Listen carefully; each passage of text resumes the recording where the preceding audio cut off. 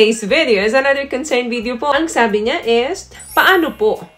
Pag yung sa lalaki naman po, yung nilulunok. Ano naman po yung feeling ng lalaki po once nilunok ito? Thank you po. Sana masagot. So, yung concern niya is, papaano naman daw kapag tayong mga babae ang lumunok nung kanilang But first, pag-usapan muna natin kung ano ba tong nilulunok na ito. Ito po ay ang semen ng lalaki. Lumalabas ito sa mga kalalakihan sa tuwing sila ay nagkakaroon ng ejaculation. Ang semen po ay kinukompose ng sperm and fluid na very safe naman kung ito ay sakaling mainom mo. However, meron naman pong mga rare cases na kapag nakalunok sila nito, ay nagkakaroon sila ng mga allergic reaction. Ano ba ang itsura nito? Ito ay isang creamy, slightly yellowish, or minsan naman grayish, na substance made of spermatozoa, commonly known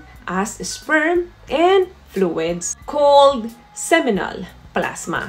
In other words, ito po ay naglalaman ng dalawang separate components. Ang sperm po is only 1 to 5% of the semen. Hugis bilog yan na parang may buntot. Yan po yung nagkikreate ng human offspring kung bakit nabubuntis ang babae. Now, question, safe bang malunok ito? The answer is, kung babasihan natin yung mga components nito, wala naman pong harmful or nakakalason na kasama dito para tayo ay malason. Ang paglunok po ng semen ay same way lang na parang kumain ka ng normal na pagkain. Meron pong protina to, pero maliit lamang na porsyento.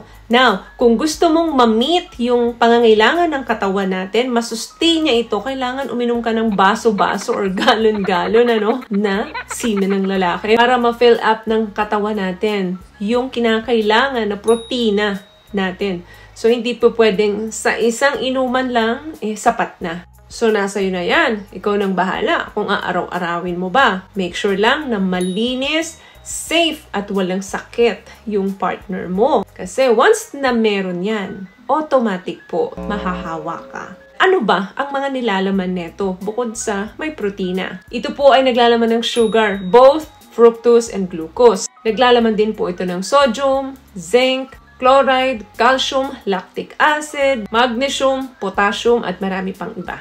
Anong lasa nito? I'm sure kayong mga kalalakihan, hindi nyo alam ang lasa nito. Especially kung partner kayo na opposite sex. Kasi sa mga kapatid nating LGBTQ, normal nilang ginagawa ito, So, alam ng kapwa lalaki nila yung lasa nung isa't isa. Pero, sa inyong mga straight at may mga kapartner na babae, I'm pretty sure hindi nyo pa ito nalalasahan. Pwera na lang kung minsan sinubukan nyo na. Now, ano bang lasa nito? What I love about this product, itong No More Dark Secret ng K-Skin, bukod sa may advanced whitening na siya, na kung saan pwede niyang matulungan na pumuti yung mga singit-singit mo, moisturizing, meron siyang anti-irritation, antibacterial, maintain healthy pH level. Hindi lang pambabae, meron din po tayong pang lalaki. Para sa amin, wala namang single description ang lasa nito dahil nakadepende po iyan sa diet ng isang lalaki. It can vary from person to person. Pwedeng maglasang mapait yan sa amin,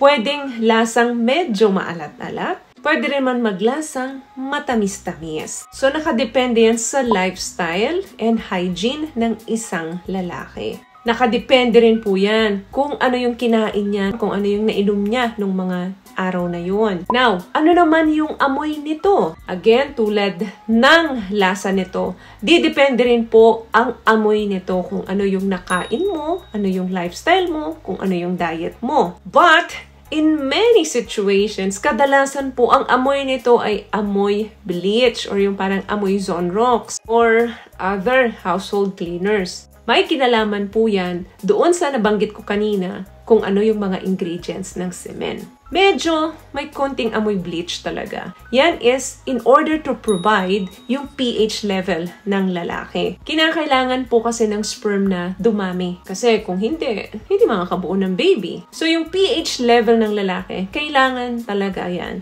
na masustain. Kaya normal na may amoy bleach talaga. Now, dito naman sa concern mo, ano naman yung feeling ng isang lalaki once na swinallow natin ang kanilang katas? Well, pareho din yan nating mga babae. Hindi ba ang sarap sa pakiramdam? Pakiramdam natin mahal talaga tayo ng mga partner natin. Pero sa mga kalalakihan, yung pag-swallow mo nung kanyang fluid, merong satisfaction doon sa kanyang ego. And nare-reinforce yung paniniwala niya na mahal talaga siya nitong babae na to once na nilunok yung kanyang katas. To the extent na kailangan inumin niya yung kanyang juice. Kadalasan po ang mga kalalakihan, nag-e-expect talaga yan na malunok sila. Pero kung hindi naman, wala rin namang problema. May mga babae rin naman na hindi talaga kayang lumunok nito. Pero hindi ibig sabihin ay hindi na nila mahal ang partner nilang lalaki, ha?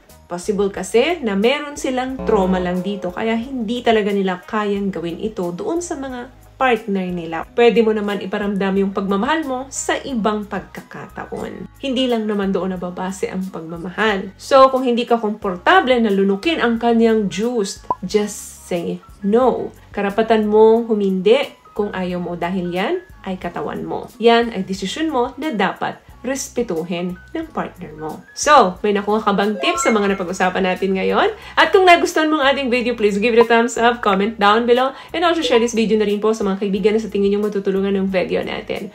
Once again, palagi po kayong mag-iingat at palagi po kayong manalangin. Thank you guys for watching and see you in our next one. Always love yourself and be a blessing. Bye!